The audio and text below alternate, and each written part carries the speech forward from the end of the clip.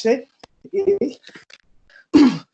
et j'ai vu les frères commencer à s'engager très vite. Et je leur disais, il n'est pas bon de s'engager parce que vous avez des émotions, parce que même si la Bible dit, vous brûlez, mariez-vous, c'était une autre culture. Donc il faut savoir être patient, parce qu'en étant pressé, souvent les gens, se retrouvent dans des mauvaises relations. Et vous savez, quand on brise une relation, cela nous accompagne pendant des années et on ne sait même pas, récupérer, corriger ce qui a été fait.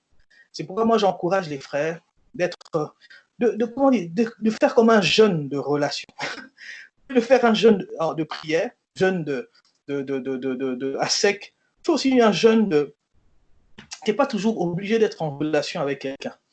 Okay, tu peux prendre un an, tu te dis, ben, je m'occupe un peu de moi-même. Ça, c'est vraiment la partie de célibat que nous devons comprendre. Alors, nous passons à l'enseignement d'aujourd'hui. Nous prenons un texte, je demanderai à 2 personnes de nous lire. Nous sommes dans le livre de Juges, chapitre 14. Nous lirons le verset 1er, le verset 2.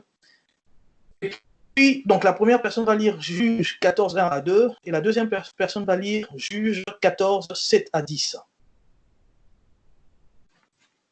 Est-ce que 2 personnes peuvent nous lire la parole du Seigneur?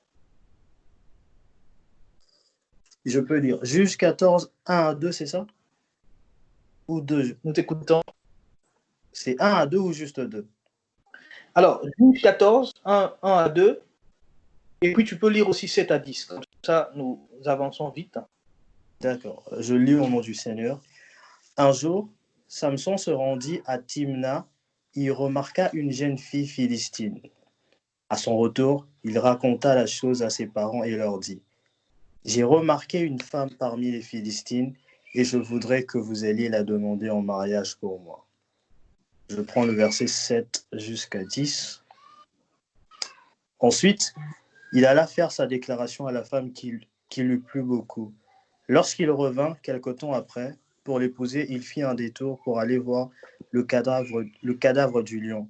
Et voici qu'il trouva dans la carcasse un essaim d'abeilles et du miel. Il en prit dans ses mains et tout en marchant, il en mangea. Lorsqu'il eut rejoint ses parents, il leur en offrit, sans leur indiquer qu'il avait recueilli ce miel dans le cadavre du lion. Son père se rendit chez la femme pour convenir du mariage, et Samson organisa un banquet de mariage, comme c'était la coutume des jeunes gens. Parole du Seigneur. Amen. Merci beaucoup. Alors, je nous prends un texte qui présente Samson qui est en train d'aller vers, qui voit une femme qui lui plaît et qui engage ses parents pour aller se marier. Et ici, vous voyez qu'on ne parle pas vraiment des fiançailles, mais on le retrouve directement pratiquement dans le mariage. Quoique, à un moment, il s'est retiré et puis il est revenu vers sa femme. Et pourquoi je prends ce texte? Il y en a beaucoup, mais on n'a pas le temps de parler un peu de tout cela. C'est simplement pour nous dire, et je crois que j'en ai parlé un peu au départ ou dans les autres leçons, c'est qu'il faut savoir que lorsqu'on parle de relations, lorsqu'on parle du mariage, c'est on est dans le domaine du culturel. Okay, c'est que là, nous avons par exemple la culture juive pratiquement de cette époque-là, et les cultures changent et ça dépend des mœurs, ça dépend du milieu dans lequel nous sommes. Et le mariage est vraiment, a toute sa tendance ou est influencé par la culture dans laquelle tu es. Alors aujourd'hui, nous allons parler des fiançailles qui sont aussi, on retrouve cette même pensée dans la Bible, mais avec cette connotation encore de la culture. Et vous allez voir que les fiançailles ne sont pas toujours les mêmes partout dans le monde, mais ça a le même sens, quand bien même ça ne se passe pas de la même manière partout dans le monde.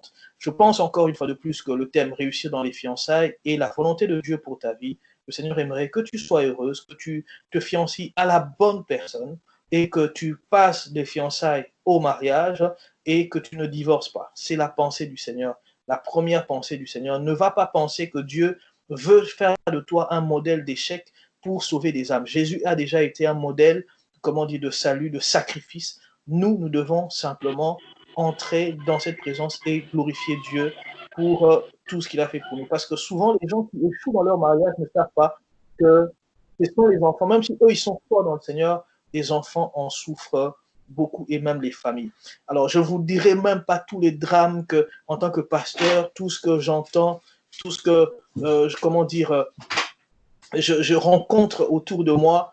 Je vous assure, de fois, les gens se posent la question, surtout si la personne est en train de vivre un divorce qu'il subit, il se pose la question, je parle des serviteurs de Dieu, comment on est arrivé là? Comment on est arrivé là? Donc, en fait, c'est que j'aimerais dire que la pensée du Seigneur, c'est que tu sois béni, que tu réussisses les fiançailles, mais que tu ne regardes pas seulement les autres comme s'ils ont réussi leurs fiançailles, toi, tu n'as pas réussi les fiançailles. Définition des fiançailles, je trouvais sur Internet, j'aimerais le dire rapidement, je crois que tous on sera d'accord. Les fiançailles, sont pour un couple une déclaration d'intention de mariage. Donc, je reprends, une déclaration d'intention de mariage. Donc, tu ne peux pas être fiancé sans que tu ne le saches pas, sans que l'autre ne le sache. Donc, c'est une intention, de mariage. Premièrement, le terme fiançailles aussi désigne le jour de cette déclaration, ainsi que le temps qui sépare les 10 jours de celui du mariage. Donc, c'est à partir du jour où tu fais la déclaration, en tout cas pour les frères, et jusqu'au jour où vous vous retrouvez devant le prêtre, en tout cas, ou le pasteur, certains à la mosquée, mais devant, parce que je disais, je crois dernièrement, et je l'affirme encore, pour Dieu, les musulmans sont mariés, les bouddhistes sont mariés, parce que le mariage est une institution, non pas chrétienne, mais une institution universelle. Donc, les gens sont mariés à partir du moment où les familles, donnent leur aval devant l'Éternel, ils sont mariés. Donc, à partir du moment où on se retrouve, donc après les fiançailles, on se retrouve devant les différentes familles, là, on parle du mariage. Alors, on dit aussi qu'une bague de fiançailles matérialise parfois cette décision. Alors, ça, c'est vraiment la définition, et j'aimerais rappeler aussi que les fiançailles, il n'y a pas de délai établi pour le fiançailles. Donc, dernièrement, j'ai eu quelqu'un qui m'a dit, une personne qui m'a appelé par rapport un peu à cet enseignement pour me dire, pasteur, je pense que mon fiancé ne m'aime pas. Je lui pose la question pourquoi, mais il n'a pas beaucoup de temps pour moi. Alors je lui pose la question, ça fait combien de temps que vous êtes ensemble en tant que fiancé? Lui, ça fait 3 mois. Voyez-vous, 2 fois, 3 mois, ce n'est pas assez pour dire que cette personne ne s'intéresse pas à vous. Simplement, il n'y a pas de délai. Pour certains, ils ont connu des fiançailles de 7 ans, d'autres 1 an, d'autres 2 ans, d'autres 20 ans. Je ne sais pas s'il y en a. Que Dieu te garde des fiançailles de 20 ans. Surtout pour ceux qui sont, vous savez, qui sont allés étudier, qui se retrouvent dans notre pays, qui cherchent une situation. Ça, ce sont des fiançailles aussi difficiles, mais il n'y a pas de délai pour les fiançailles. Sachons aussi qu'il existe 2 formes de fiançailles. Il y a les fiançailles secrètes et les fiançailles officielles. Les fiançailles secrètes, vous le savez, c'est entre 2 personnes. Donc, il y a une déclaration entre 2 personnes. Quelqu'un m'a posé la question, quand commencent les fiançailles? Les fiançailles commencent d'abord par les fiançailles secrètes avant de devenir des fiançailles officielles devant les familles. Les fiançailles secrètes, c'est quand l'un ou l'autre, en tout cas particulièrement dans notre culture, c'est quand l'homme dit à la femme que tu me plais, j'aimerais commencer un projet avec toi. Comme vous le savez un peu, l'homme se met à genoux, sort l'alliance. 2 fois, c'est devant les gens. Et même si ce n'est pas devant les gens, mais ça doit d'abord commencer entre les 2 personnes. Les anciennes cultures voulaient simplement que les familles décident et la femme se retrouvait le jour des fiançailles ou des mariages dans la maison de l'autre. Mais j'insiste, c'est d'abord une intention, une déclaration d'intention privée d'abord entre 2 personnes. Et ça ne sert à rien, ma sœur, d'attendre d'un homme après 6 mois, après 1 an, après 3 ans, il n'a encore rien déclaré de sa bouche, que tu puisses espérer qu'il puisse te fiancer. Non, ça ne sert à rien. Il faut d'abord que quelque chose commence avec vous. Vous savez, il y a même des hommes comme ça qui savent parler, hein, qui disent devant leurs amis, ah, moi je vous ai déjà présenté à c'est tel, mais à toi-même, on n'a rien dit. Là, il y a un souci. Il faut que ça soit clair entre vous deux. Et à partir du moment où c'est clair entre vous deux, cela signifie qu'on ne sait plus s'engager avec quelqu'un d'autre. Pourquoi? Parce que je vais vous raconter, peut-être en faisant vite, j'ai eu à traiter un jour un cas de 2 frères qui étaient autour de moi, un travaillait avec moi, l'autre ne travaillait pas avec moi. Nous avons organisé un genre de sortie au restaurant avec plein de familles. Alors, il y avait parmi nous un frère qui était très courageux. Vous savez, des genres de frères qui n'hésitent pas quand ils voient une sœur. Lui, il peut s'engager, il n'attend pas. OK? Alors, ce frère-là, on est allés tous ensemble. Alors, un autre frère qui vivait en dehors de Bruxelles vient dans cette fête-là avec une sœur amie. Mais il préparait la sœur pour, comme on dit, introduire le dossier, pour parler au cœur de la sœur. Mais il n'avait pas le courage qu'il fallait. Alors, qu'est-ce qu'il fait? Il amène la sœur au milieu de nous, au restaurant. Et quand il arrive au restaurant, il devient mal à l'aise parce qu'il remarque que la sœur, plutôt que le frère en question, le courageux, est en train de tourner autour de cette sœur-là. Ça a créé un petit remue-ménage, mais on n'a pas remarqué tout parce que certains voyaient, nous on ne voyait pas. Et le frère qui a amené la sœur paniquait. Et finalement, 2 jours après, le frère courageux avait déjà fixé rendez-vous avec la sœur en question, qui était célibataire. Et le 3e jour, vous savez, il y a des frères courageux comme ça, il s'était engagé avec la sœur. Le frère maintenant qui avait amené cette sœur dans cette réunion-là, dans cette fête-là, était tellement fâché et blessé que finalement l'histoire remonte vers moi et on me demande de régler l'histoire.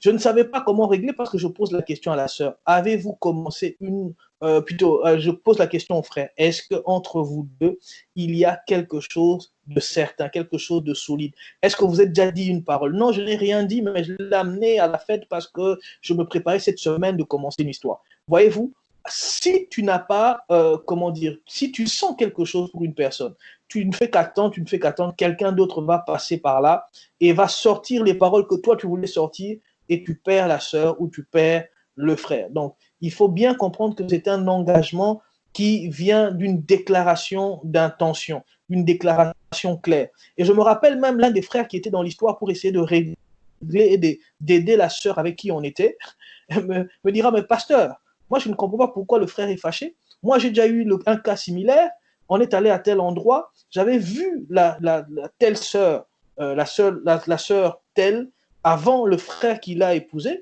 c'était toujours des amis, mais je n'ai jamais, exercé mon droit de l'œil. Donc, il avait son expression, mon droit de l'œil. Donc, comme j'ai vu avant, donc ça veut dire personne ne doit toucher. Non, ça, c'est encore une mauvaise manière de comprendre les choses.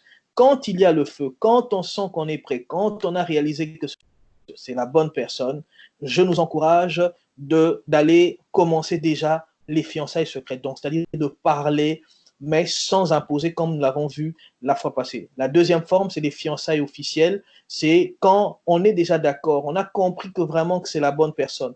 On se comprend, on se complète, les choses ne font que... Et tous les signaux sont ouverts.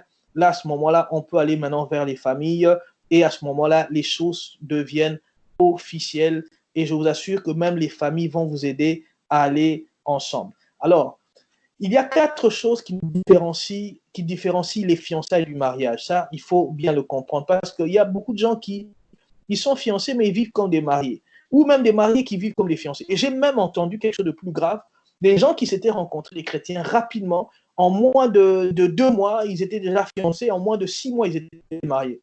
Et c'était la catastrophe. J'ai dû un peu régler encore cette histoire. Et un des responsables, pasteur, me disait, tu sais, leur problème, c'est quoi? C'est qu'ils vivent leur fiançailles dans le mariage. Donc, ils n'ont pas eu le temps d'être fiancés, mais ils se sont retrouvés rapidement dans le mariage. C'est pourquoi il y a 4 choses qui différencient les fiançailles du mariage. Premièrement, dans les fiançailles, on ne peut pas habiter sous un même toit. Arrangez-vous, ça c'est quelque chose de simple. Je crois que ça tombe sous le sens. On n'a pas besoin de beaucoup de prédication, d'enseignement. C'est tellement clair. On ne peut pas habiter sous un même toit avec une fiancée. Ça, c'est même enlever la valeur de cette fiancée. Oui, effectivement, on peut se retrouver dans certaines situations qui fait que peut-être la guerre ou je ne sais pas, un déplacement, on se retrouve dans un pays étranger. Pendant un temps, on peut être hébergé par la famille de la fiancée ou du fiancé. Mais on ne peut pas continuer toujours à habiter sous le même toit parce qu'habiter sous le même toit équivaut au mariage pour 2 personnes de sexe opposé. Deuxième chose qui différencie les fiançailles du mariage, dans les fiançailles, on ne peut pas avoir des rapports sexuels entre les 2 partenaires. Ça, c'est une des choses que je reviendrai plus tard et c'est important. Et surtout, j'en parlerai aux sœurs parce qu'il y a quelque chose à comprendre. Déjà, sachez que les rapports sexuels avant les fiançailles, plutôt pendant les fiançailles, ouvre la porte aux avortements. Pourquoi? Parce que comme personne n'est au courant, comme personne, les familles ne sont pas au courant, c'est un drame. Donc, l'enfant qui se prépare à venir n'est plus une bénédiction, mais devient un danger, devient un sujet de scandale. Pourtant, il n'existe pas encore. C'est ainsi que dans les fiançailles, ce n'est pas le temps d'avoir des rapports. Ce sera fait pendant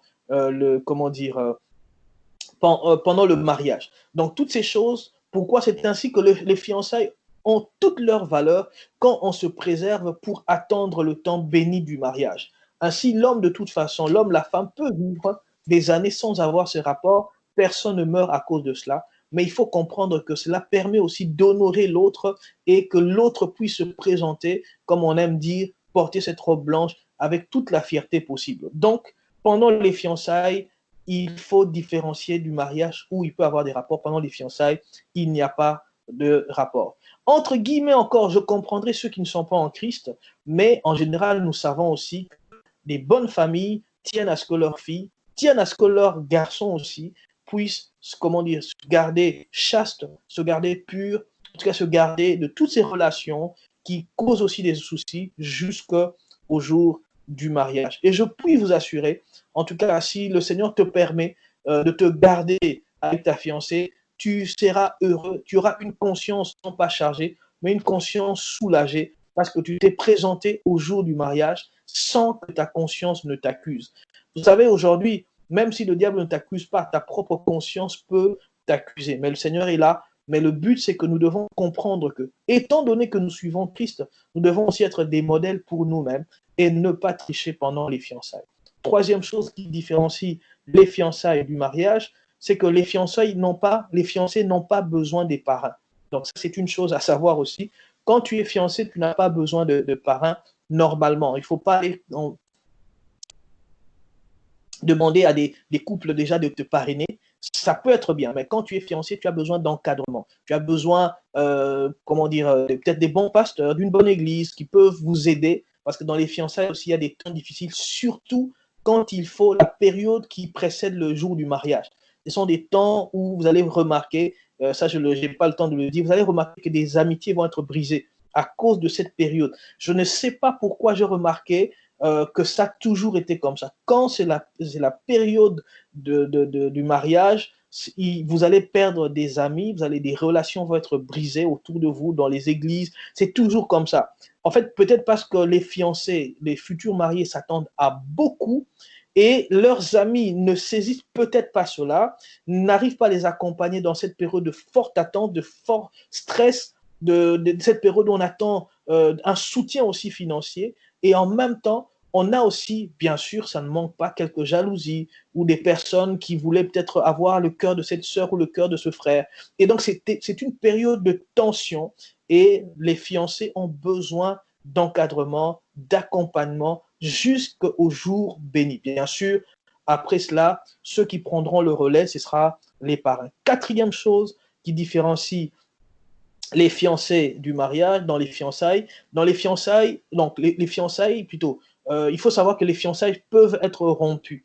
Le mariage, normalement, ne peut pas être rompu parce que le Seigneur bénit le mariage ou permet l'union, parce que spirituellement, quand deux personnes se marient, je le disais, ils sont unis devant Dieu. Et le Seigneur n'est pas derrière un divorce. Le Seigneur n'encourage pas le divorce.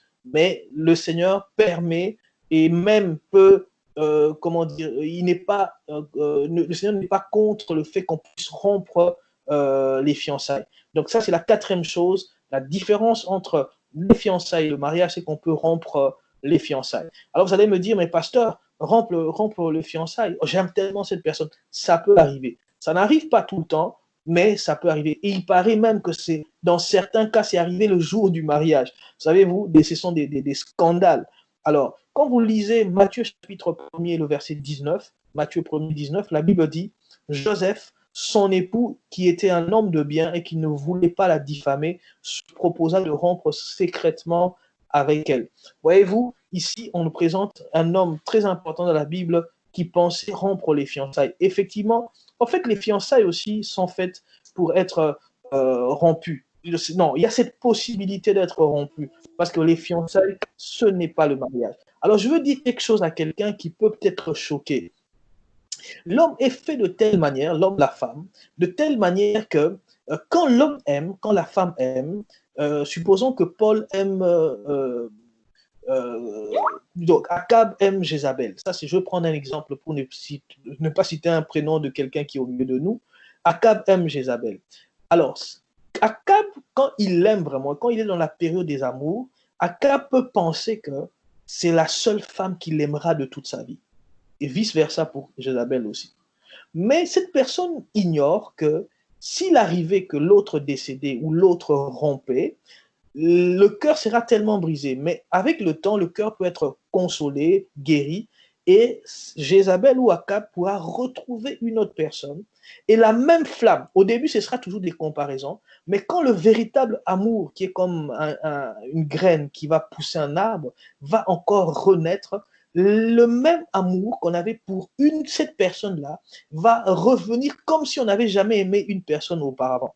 Ainsi, vous allez voir, par exemple, des personnes de couple qui, malheureusement, ont vécu le décès. La personne repart de plus belle avec une autre personne si Dieu les fait grâce. Et vous allez voir, par exemple, pour ceux qui ont eu, malheureusement, si le diable les a piégés dans leur adolescence ou dans leur âge quand ils devenaient plus jeunes, ils ont eu beaucoup de relations. Vous allez voir que quand tu as une relation et puis quand tu rentres, tu commences une autre relation, tu as l'impression que celle avec qui tu commences, c'est vraiment la bonne. Pourquoi? L'homme est fait de ces émotions qu'on ne peut pas comprendre. La raison a des raisons que le cœur ne comprend pas, ou la raison ne comprend pas. C'est ainsi qu'on est fait. Alors, n'allez pas toujours penser, parce que malheureusement, surtout ici en Europe, on voit des gens, comment dire, se suicider à cause des fiançailles qui ont été rompues.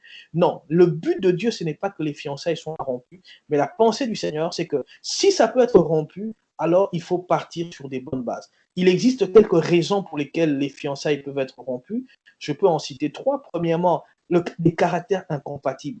Il y a des personnes, après quelque temps, vous commencez à comprendre, vous saisissez vous-même que ce n'est pas la personne qu'il vous faut pour votre vie. Alors, il faut prendre votre courage à deux mains et rompre ce fiançailles-là. Oui, effectivement, vous pouvez même aller voir les hommes de Dieu, pourquoi pas vos parents, pour discuter calmement en disant, j'ai l'impression que j'étouffe avec cette personne, j'ai l'impression que je ne m'épanouis pas, j'ai l'impression, je suis presque certain que ce n'est pas la bonne personne de ma vie. Et j'aimerais même dire à quelqu'un qui est très spirituel, ne va pas trop avec des versets bibliques et des révélations. Parce que cette histoire, c'est une histoire aussi d'émotion. Essaye aussi, c'est vrai que Dieu peut te parler, mais essaie aussi d'être toi-même, parce qu'il s'agit cette fois-ci de relations, des personnes avec qui tu es en train de partager, tu as commencé quelque chose, alors il faut savoir aussi bien terminer. Donc, premièrement, s'il y a des caractères incompatibles, vous ne vous rencontrez pas, vous n'êtes pas complémentaires, vous pouvez rompre. N'hésitez pas à le faire, parce que mieux vaut rompre avant le temps que rompre quand il est trop tard. Vous êtes déjà dans le mariage. Ou le jour où vous dites oui, je le veux, jusqu'à ce que la mort nous sépare, mais vous comprenez déjà que c'est la mauvaise personne. Là, vous allez pleurer pour toute votre vie. Quand bien même vous avez la robe blanche, le costume noir, vous allez pleurer. La deuxième chose qui fait que l'homme, plutôt qu'on peut rompre, c'est l'incompatibilité de sang. Alors ça, les pasteurs souvent ont du mal à parler de ça parce que, étant donné qu'on prêche souvent la foi. Savez-vous qu'il y a des gens qui ont une incompatibilité de sang. On peut même dire une consanguinité, dans le sens où, vous savez, avec le désordre qu'ont eu certains parents, certains enfants se sont retrouvés, ils ont un père, mais plusieurs mamans dans le même foyer, et étant donné que d'autres sont nés dans tel pays et tel autre, il arrive, et il est arrivé, que certaines personnes s'engagent sans le savoir avec leur sœur, leur propre sœur, demi-sœur, ou leur cousine, et là, il y a une incompatibilité de sang, il faut s'arrêter. Je me rappelle d'un homme politique en Afrique, je ne citerai pas son nom, qui a plus de 80 enfants, qui avait cette habitude de courir les jeunes filles qui sortaient des écoles secondaires. Et un homme vraiment très important, un jour, il prend une jeune fille d'une école secondaire. La jeune fille demande de déposer d'abord son cartable à la maison, en tout cas ses affaires, et se changer. Quand il arrive devant cette maison de cette personne, de cette fille-là, et la fille entre dans la maison pour se changer et tout, et la maman de la fille sort par hasard et se retrouve nez à nez avec politicien. Et cette maman est choquée parce que c'était son amant. Il dit, mais qu'est-ce que tu fais ici? Ah, le monsieur n'arrive pas à parler et en même temps, sa fille sort. Mais il dit à sa fille, le papa dont je te parlais, ton père, c'est celui-ci. Et voilà, le père était en train, par accident, a failli sortir avec sa propre fille. Donc, ce sont des choses qui arrivent. Comme disaient certaines personnes, il faut même des fois, quand tu regardes certaines ressemblances, il faut bien se renseigner parce qu'on ne sait jamais. Donc, il peut y avoir une incompatibilité de sang. Il y a aussi des gens, par exemple, qui ont, comme on nous disait à l'école, le SS, ce sont des choses à regarder. Et au besoin, tant des gens souffrent à cause de ça, à moins qu'il y ait une direction claire du Seigneur, s'il y a incompatibilité de sang, il faut rompre. C'est difficile, mais il faut le faire. Il y a aussi autre chose qui peut nous pousser à rompre les fiançailles, c'est l'infidélité. Quand il y a infidélité, il faut, bon, je ne sais pas jusqu'à quel ordre, mais il y a des personnes qui ne sont pas sérieuses, ils sont infidèles malheureusement, et ils sont capables de briser les cœurs. Là, à ce moment-là, prends ton courage à deux mains. S'il t'a pu te tromper pendant les fiançailles, il peut encore faire pire pendant le mariage. Vous savez, il y a même des anomalies dans les fiançailles. Il y a des personnes, ça j'ai vu, je vous assure, des personnes qui sont capables, qui jouent comme au poker ou comme un jeu de hasard pour les fiançailles. Ils se disent, ils s'engagent avec deux frères en même temps. Elle se dit, par exemple, ah ben tiens, si avec lui ça ne marche pas, avec l'autre ça va marcher. J'ai eu à gérer un tel cas et je me suis même retrouvé fautif parce qu'on essayait de recadrer la sœur en disant, mais tu ne peux pas avoir deux fiancés en même temps. Ce n'est pas possible. Ce n'est pas possible. C'est comme on parlerait de polygamie dans le mariage et polyandrie dans le mariage aussi pour les femmes qui ont plusieurs, comme dans certaines cultures, qui ont plusieurs maris.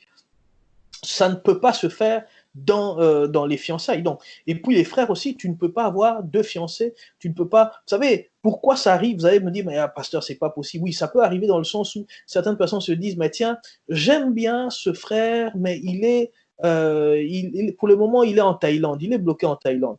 Mais ce frère qui est juste à côté de moi ici en Afrique du Sud, je veux quand même, je l'aime pas trop, mais lui, quand même, il peut m'amener jusqu'au mariage. Ce sont des choses qui se font. Il y a des frères aussi qui peuvent se dire, mais tiens, mon cœur est auprès de cette sœur, mais cette fille que je vois ici veut m'épouser et il a même déjà un travail et tout. Donc, ce sont des formes d'infidélité. Et quand les sœurs ou quand le frère découvre ça, il peut se demander est-ce que je peux rompre. Normalement, quand la personne est sérieuse, il ne peut pas avoir ce genre de calcul, de positionnement dans la vie en se disant j'essaye ici, j'essaye là. Non, en fait, ça, c'est une forme d'infidélité. On doit être sérieux pendant qu'on est fiancé. Et je me disais même quand moi, personnellement, j'étais fiancé, je me disais, je craignais de parler à une sœur de peur que, je me disais, en tant que chrétien, quand on doit être sérieux dans nos engagements, j'irai jusqu'au mariage. Et je pense que ça doit être une philosophie. Se dire, lorsque j'ai parlé à une personne, je dois continuer jusqu'à la fin. Alors, mieux vaut être fidèle dans ses engagements et la Bible même le conseille. Alors, comment rompre? Premièrement, il faut rompre de manière officielle si les fiançailles sont officielles. Donc, si vous avez déjà été dans les familles, au moment de rompre, alors il faut le faire de manière aussi officielle. Si c'était de manière officieuse entre vous deux, il faut aussi rompre de manière officieuse, peut-être dire un mot, comment dire, aux frères, à la sœur ou aux amis tout autour en disant maintenant, la personne est libre, quelqu'un d'autre peut s'engager avec, mais moi, je me suis désengagé de cette histoire. Bon, je le dis, ça semble simple, mais ce ne sont pas des choses simples. Ça prend beaucoup d'émotions, ça blesse beaucoup. Alors, il y a aussi une autre manière pour rompre sans diffamer. Et j'aime beaucoup le Matthieu 1er qui parle de Joseph, l'époux de Marie, qui prit la décision de diffamer. Pourquoi la Bible dit que c'était un homme de bien. Je prie que quelqu'un tombe dans sa vie sur un homme de bien, une femme de bien, une femme qui a le cœur. Vous savez, aujourd'hui, on voit des belles femmes, on voit des hommes qui sont vraiment beaux, mais trouver quelqu'un de bien, c'est la bénédiction pour le mariage. Tombe sur quelqu'un de bien dans ta vie. Et s'il arrivait malheureusement que voilà, il faut, comment dire, rompre. Si tu es quelqu'un de bien, tu ne vas pas diffamer l'autre. Vous savez, dans les fiançailles, c'est le moment où on commence déjà à livrer plusieurs secrets de sa vie. Alors, quand on brise le fiançailles, sachez que l'autre qui est parti se retrouve pratiquement un adversaire. Et cette personne est capable de commencer à raconter ta vie et de sortir les secrets qui n'étaient pas encore connus de ta vie. Alors, il faut savoir rompre sans diffamer l'autre.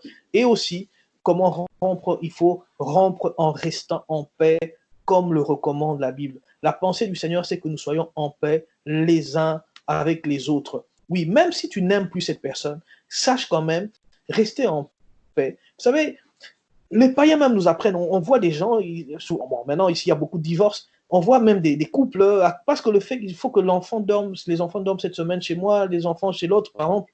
Alors, à un moment, il faut être en paix. Parce que la vie, de fois, les gens réagissent par colère, mais il faut savoir, même si vous avez commencé une belle histoire, il faut savoir bien terminer. Vous savez, je veux vous dire aussi, on me posait une question une fois en me disant, mais pourquoi, pasteur, les sœurs peuvent rompre les fiançailles, mais les frères, quand ils rompent les fiançailles, c'est un scandale. On dit toujours du frère qui a rompu les fiançailles, il n'est pas sérieux. Mais quand la sœur rompt les fiançailles, on dit, ah, la sœur a remarqué que ce n'est pas l'homme de sa vie. J'aimerais dire que soyons quand même équilibrés. Pour moi, un frère qui rompt correctement, et si ce n'est pas une habitude, il a le droit de rompre parce que ce n'est que les fiançailles.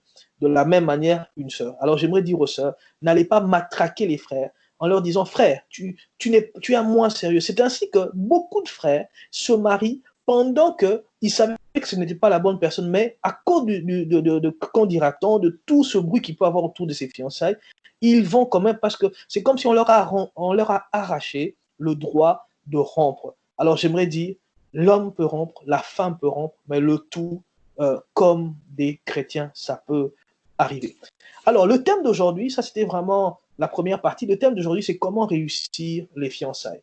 Je vais vous proposer certaines pistes pour réussir les fiançailles. La première piste pour réussir les fiançailles, c'est passer du temps ensemble ou passer du bon temps, du temps de qualité avec ta fiancée. À partir du moment où déjà vous êtes en fiançailles secrètes et là déjà vous vous cachez un peu, ok, vous voyez assez souvent, les amis déjà sont dans le secret d'État et puis petit à petit l'histoire commence à se savoir et finalement vous allez basculer aux fiançailles officielles. Maintenant, à partir du moment où vous êtes, que ce soit les fiançailles secrètes ou les fiançailles officielles, et je crois que c'est Dieu qui a créé les fiançailles même. C'est pour que tu ne t'engages pas avec une personne qui, comme on le disait, qui est incompatible, caractère, compatible sans infidélité. C'est pour que tu aies tous les signes qui te permettent de te retrouver dans le mariage. Sauf quand il y a eu un réma, une révélation, une vision, quelque chose de clair, que c'est la bonne personne. Oui, tu peux t'engager, mais tu as aussi besoin de connaître ces choses qui permettent de réussir les fiançailles. Beaucoup de gens échouent les fiançailles parce qu'ils pensent que les fiançailles, c'est juste se donner la main, dire aux autres que voilà, je trouvais la bonne personne, c'est l'homme, la femme de ma vie. Mais réussir les fiançailles, c'est tout autre chose. Je disais, premièrement, passer du temps ensemble. Voyez-vous, quand vous avez un ami que vous aimez, vous allez passer du temps ensemble. Alors, il y aura beaucoup de difficultés pour passer ces genres de temps ensemble à cause de vos amis habituels qui doivent commencer à comprendre, qui doivent vous laisser, vous céder aussi le temps pour que vous puissiez vous découvrir, vous connaître, comment dire, passer le temps. Et quand je dis le temps de qualité, c'est vraiment des temps où vous sentez que comment dire, j'ai assez à emmagasiner, j'ai reçu ce qu'il fallait, j'ai chargé, voilà. J'ai chargé émotionnellement, j'ai chargé avec l'être aimé. Donc, j'ai passé le temps qu'il me fallait et je sens que c'est suffisant pour ce mois, pour cette semaine, pour en tout cas ce jour-ci. Donc, ce sera comme des quotas. Hein, quand on commence à aimer, on a envie, on a besoin de passer du temps avec la personne. Maintenant, quand la personne est loin, quand la personne vit dans un autre pays, ce sera au téléphone. Donc, il faudra aussi réserver du temps pour causer, pour échanger, pour connaître l'autre, pour rigoler. Et toutes ces choses, je vous assure, les relations s'éteignent parce qu'on n'a pas, on passe pas du temps ensemble. Les relations sont ravivées aussi parce qu'on passe du temps ensemble. Rappelez-vous de tous vos meilleurs amis de l'école maternelle. Aujourd'hui, ils ne sont plus vos amis, pas parce qu'ils sont devenus mauvais, mais parce qu'il n'y a plus de temps que vous passez ensemble. Ainsi de suite en primaire, en secondaire. Donc, la vie est faite des relations, du temps qu'on passe ensemble pour se forger, pour se connaître, comme on dit, le fer aiguise les fers. Donc, on passe le temps ensemble, comment dire, on commence à devenir indispensable pour l'autre. C'est pourquoi les fiançailles, il est important de passer des fiançailles. Pourquoi pas pendant 1 an? Pourquoi pas pendant 2 ans? Afin de savoir goûter, comment dire, jouer comme à ce jeu de cache-cache, jeu de mirage. Tu vois l'autre, tu as envie de le garder, mais tu le perds à un moment, mais tu le perds pas en réalité, comme un peu dans les cantiques de cantiques. C'est comme si les deux étaient en train de jouer la Sulamite et on peut dire Salomon. On a l'impression qu'ils jouent à cache-cache, mais c'est cela même le temps de fiançailles. Parce que pendant le temps pendant le mariage, il n'y a plus de cache-cache. C'est vraiment du temps béni, du temps où on sait, on comprend enfin que il n'est pas bon que l'homme soit seul, il n'est pas bon, j'allais dire même que la femme soit seule. On est enfin avec l'être aimé. Donc là, on commence déjà à réussir ses fiançailles. À partir du moment où toi, homme, toi, femme, tu ne veux pas donner du temps à l'autre, ce ne plus les fiançailles. Ok, quelqu'un m'a dit dernièrement, pasteur, cette personne me dit qu'elle m'aime, mais elle n'a pas le temps pour moi. Alors là, je ne sais pas si c'est la bonne personne. En tant que, vous savez, en tant que pasteur, il y a des moments, il ne faut même pas tout dire. Tu pries pour la personne, tu le conseilles, mais ce n'est pas à nous de prendre la décision pour les gens. Mais une personne qui est fiancée, qui n'a pas le temps pour l'autre, il y a un souci. Il y a vraiment un souci. Deuxième chose qui fait que nous sommes, comment dire, que nous pouvons réussir notre fiançailles, c'est le fait de planifier des projets à long terme ensemble. J'allais dire même de décider ou de planifier les projets à long terme. Parce qu'il est très important de se projeter dans l'avenir. Vous savez, le Seigneur n'empêche personne de prendre un cahier, un livre, plutôt une feuille, pour écrire que d'ici 5 ans, j'aimerais vivre ça, expérimenter ça, aller à tel endroit. D'ici 10 ans, j'aimerais devenir ceci ou cela. Même si ça n'arrive pas, comme disent les païens, viser les étoiles pour atteindre la lune, il est important aussi, avec l'être aimé, que vous puissiez commencer à rêver. Pourquoi? Parce que si vous ne rêvez pas à deux, quelqu'un d'autre viendra faire rêver l'être aimé. Parce que la vie est faite de rêves. La vie est agréable quand il y a des rêves, quand il y a des rêves, quand on sait se projeter dans l'avenir, mais dans le bon côté de l'avenir. Parce que la Bible dit de toute façon que j'ai pour toi des projets de paix et non de malheur, un avenir et de l'espérance. Ainsi, nous, enfants de Dieu, la Bible ne nous empêche pas d'imaginer, de rêvasser même pour un avenir meilleur. Pourquoi? Parce que si nous pensons toujours que l'œuvre de Dieu va croître, l'œuvre de Dieu va aller de l'avant, pourquoi ne voulons pas que notre vie aussi puisse connaître des progrès? Car la Bible dit, j'aimerais que tu prospères à tous égards. Ainsi, tu peux t'asseoir avec l'être aimé, tu commences à imaginer l'avenir des enfants, en te disant, si le Seigneur permet, on va faire ceci, on va faire cela. Et je vous assure que la vie que vous voulez bâtir ne sera plus seulement comment dire, du romantisme, comment dire, ce côté charnel. Non, c'est aussi, vous avez un objectif. Et comme vous avez un objectif, vous êtes en train de bétonner ce que vous êtes en train de bâtir ensemble. Donc, je disais, essayez de voir la vie ensemble, de planifier. C'est le moment de se dire, mais tiens, que nous faut-il pour atteindre tel objectif? Et je vous assure que la personne qui partage ce rêve avec toi va prendre tellement de l'importance dans ta vie que tu n'auras plus le temps de regarder un autre garçon, une autre fille. Quelqu'un dit 2 amens chez lui, même si on n'entend pas. Troisième chose, c'est que lorsqu'on est dans les fiançailles, ce qu'il faut faire aussi pour réussir les fiançailles, c'est dévoiler son caractère à l'autre. Autrement, permettre à l'un et l'autre de découvrir les points forts et les points faibles. Le danger dans les fiançailles, surtout pour les hommes, ils aiment montrer leurs points forts, parce que l'homme, déjà, à la base, aime montrer ses muscles. Et le piège dans les fiançailles, c'est qu'ils se retrouvent en train de montrer qu'ils sont forts, et même, il arrive aussi aux sœurs de montrer qu'elles ont un côté assez attractif, et on ne montre plus le point faible. Or, c'est pourquoi les fiançailles doivent normalement durer quand même du temps pour que tu découvres aussi que l'autre a des défauts. Parce que imagine-toi que tu fais 3 ans avec un homme, avec une femme, et cette personne n'a pas de défaut. Je te dis, je t'en prie, tu dois t'enfuir. Prends tes clics et tes claques, prends tes affaires, prends la clé des champs, tu dois t'enfuir parce qu'il y a danger. Il n'est pas normal de rencontrer un homme, de rencontrer une femme qui n'a pas de défaut. Là, alors peut-être que tu veux épouser un ange. Ça n'existe pas. Même s'il parle en langue, même s'il reçoit des visions, même s'il marche dans les airs, même si vous l'avez vu marcher sur la mer de Galilée, c'est votre, je ne sais pas, votre fiancé bien-aimé, mais à partir du moment où il n'a pas de défaut, tu peux lui demander d'arrêter la relation.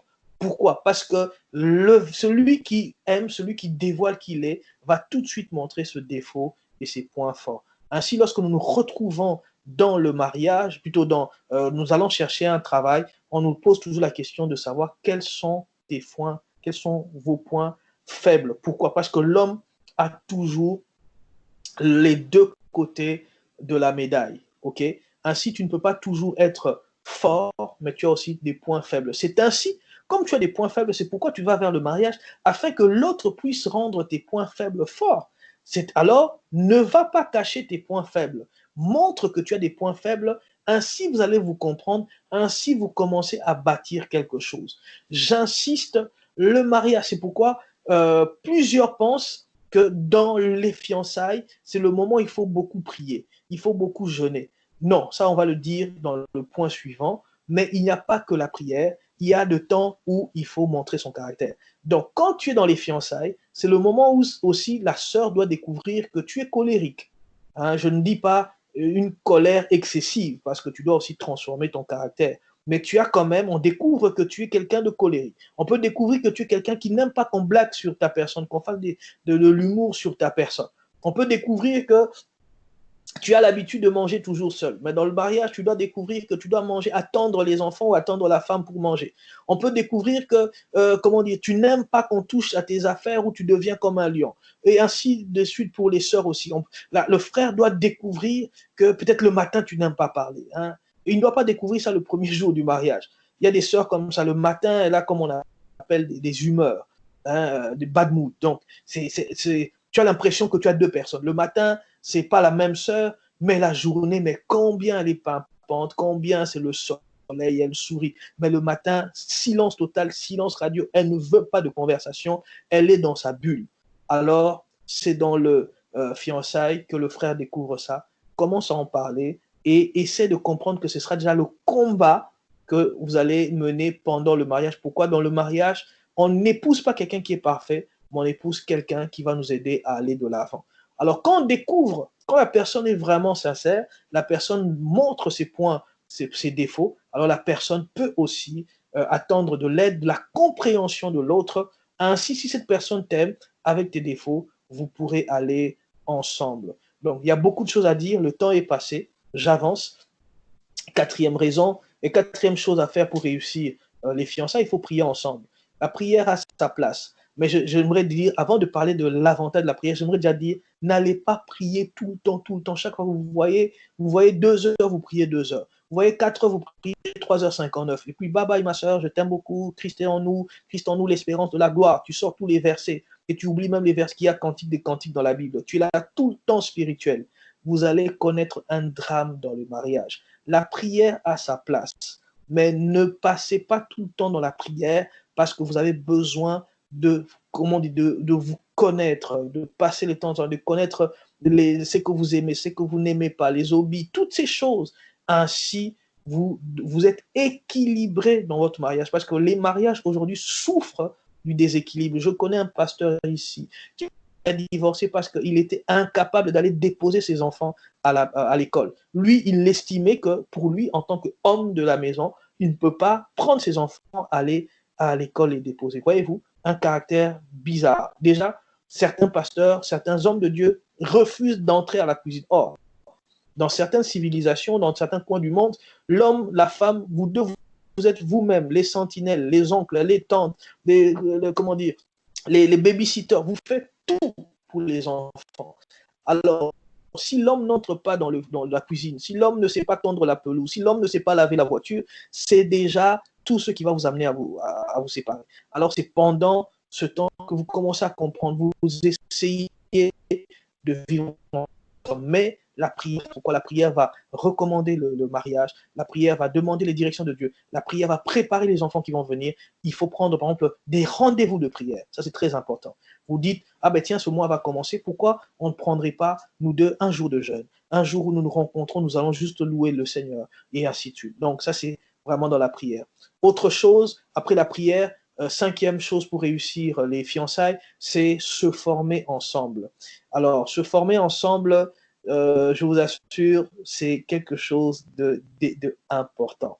Moi, ça fait 15 ans maintenant que je suis marié et ce sont des choses qui m'ont causé quelques ennuis dans le foyer. Béni soit le Seigneur pour la femme que Dieu m'a donnée, mais qui m'ont permis de me réveiller parce que, comme un peu tous les hommes, j'étais au début du mariage, j'avais la télécommande, je regardais la télé, ma femme faisait tout, mais quand on a eu les enfants, ça commençait à changer.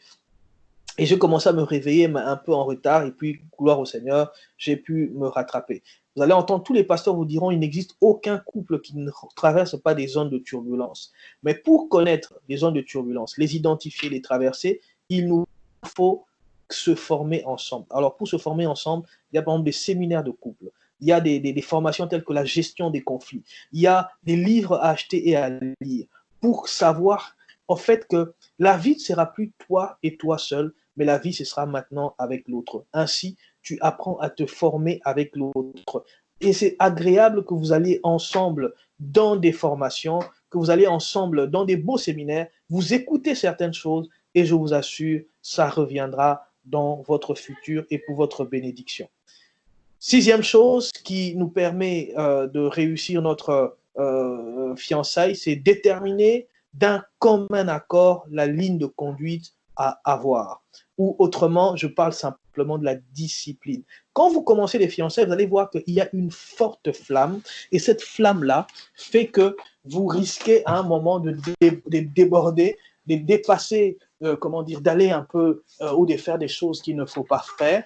Alors, ce qu'il vous faut faire dans ce cas-là, excusez-moi, écoutez, peut-être demander des avis, et tout dépend du pays dans lequel vous êtes.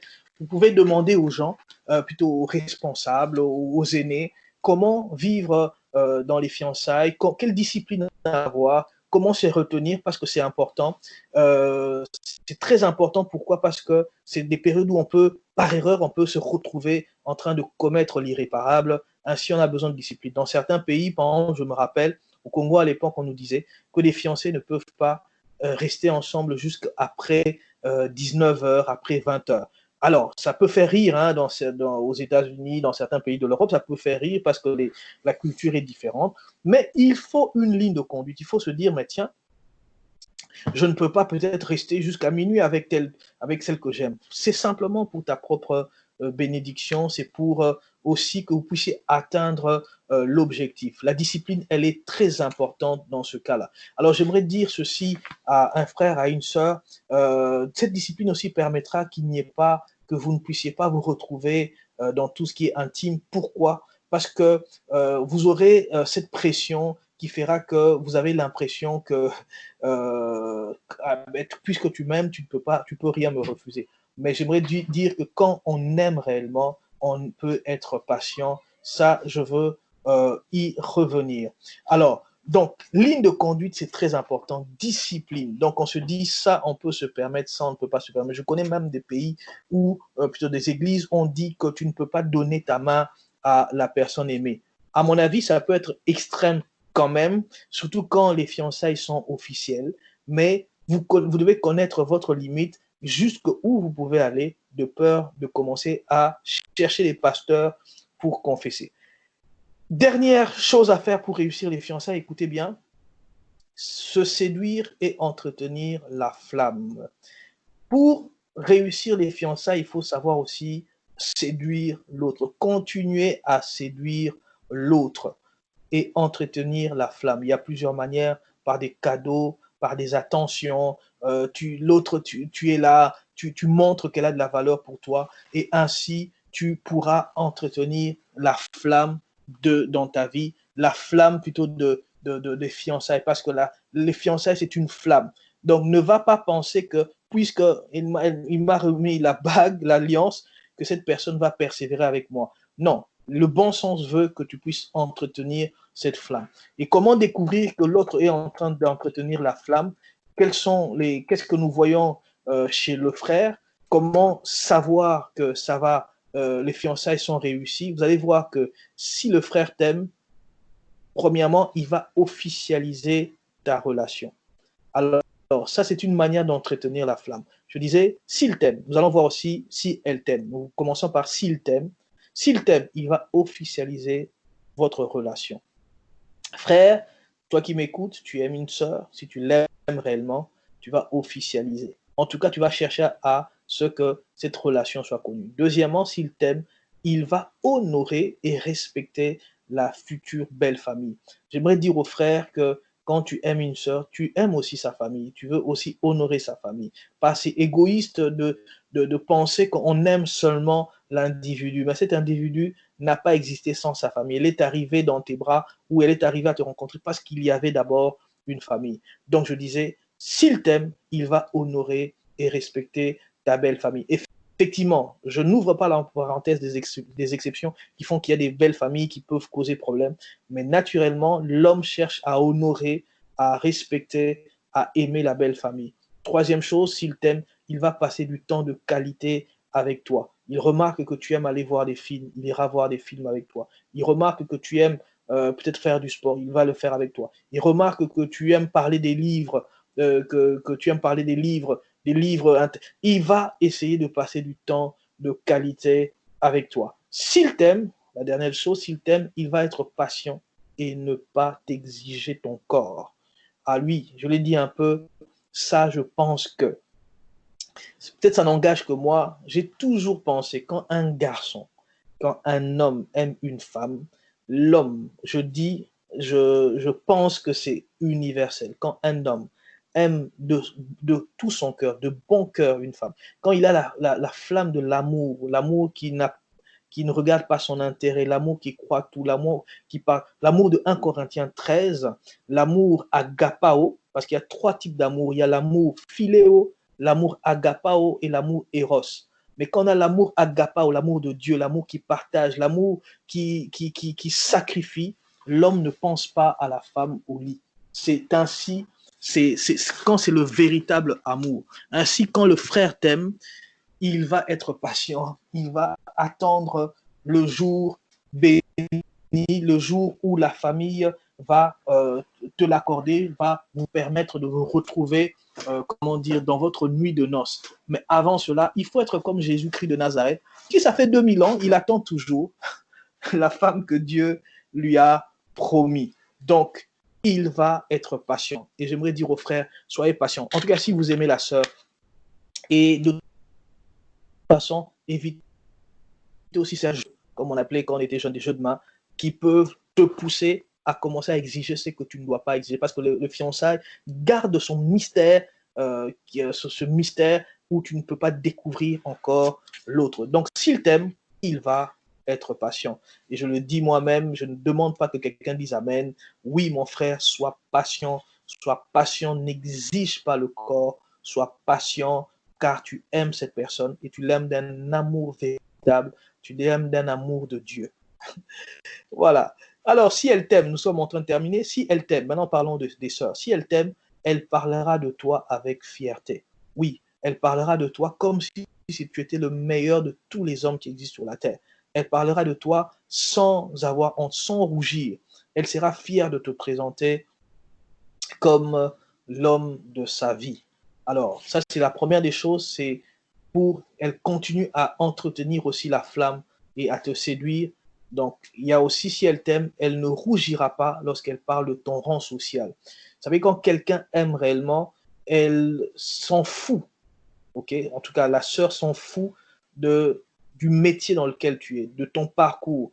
Et elle, peut-être, elle est directrice, toi, tu es encore étudiant. Elle va s'en foutre parce que elle t'aime. Elle a le véritable amour. Elle est dans le véritable fiançailles en disant, c'est l'homme de ma vie. Pour le moment, il n'est que, je vais prendre un exemple extrême, permettez-moi, il n'est qu'un maître nageur. Mais quand bien même c'est un maître nageur, parce qu'il n'y a pas de saut métier, alors je l'aime, c'est mon mari. Donc cette sœur n'a pas honte, ne rougit pas face au rang social. Alors, troisième chose, si elle t'aime, elle va admirer ta famille. Quand une femme aime réellement un homme, la première des choses, même avant qu'il y ait des problèmes avec la belle famille, la femme veut même offrir des cadeaux à la fiancée, à sa belle famille, regarde sans rencontrer peut-être encore la belle famille les photos et admire et donc elle a vraiment un cœur tourné vers la belle famille. Mais une sœur qui commence sans même connaître vraiment la belle famille, commence directement à être jalouse et repousser la belle famille, il y a un souci. Là, tu es en train d'éteindre la flamme de l'amour qu'il doit avoir entre vous. Alors, sache que la belle famille a aussi de l'importance dans cette vie. Ne va pas diviser celui que tu viens de rencontrer avec sa famille. Si tu l'aimes réellement, sa mère, son père, ses frères et sœurs, et ainsi de suite, auront de la valeur. Et même, au lieu d'avoir de la valeur, tu vas admirer. J'aime bien ce mot admirer. Hein. Donc, c'est vraiment, tu les trouves agréables, tu les trouves beaux. Mais c'est avec eux que tu vas fonder la nouvelle famille.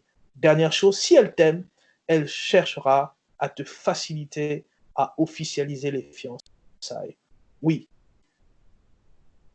femme aime un homme, elle va aider ou déjà, bien sûr, ça c'est le propre des femmes, elle va pousser vers les fiançailles, mais elle va aussi te faciliter à officialiser les fiançailles par la prédot, dot. Et en fait, c'est qu'elle va faire, elle va préparer le cœur de ses parents en disant c'est vraiment l'homme que j'ai trouvé et j'aimerais que vous puissiez me le donner en mariage. J'aimerais que vous puissiez le recevoir comme il faut. Et vous savez, ça arrive dans certaines cultures où les parents demandent une dot exagérée qui va appauvrir même le couple qui vient de se former. Je pense que la sœur, avec la foi, avec la direction de Dieu, peut demander au Seigneur la sagesse pour parler à ses parents, à ses responsables, en tout cas aux référents de la famille, en disant, avec les mots de Dieu, en disant, non, vous ne pouvez pas demander cela, parce que c'est lui, avec lui que je bâtis ma vie, et tu peux être un ambassadeur déjà de votre futur foyer. Ne livre pas ton futur foyer simplement en disant, ah voilà, sache qu'ils vont t'appeler, ils vont t'envoyer la lettre. Non, combat aussi ce combat, parce que ta famille risque de prendre déjà le capital dont vous avez besoin pour partir sur des bonnes bases. Donc, si elle t'aime, elle cherchera à te faciliter la tâche pour les fiançailles et à officialiser, car c'est important. Le combat de la vie en couple commence déjà dans les fiançailles. Voilà. Pour conclure, nous terminons par ceci.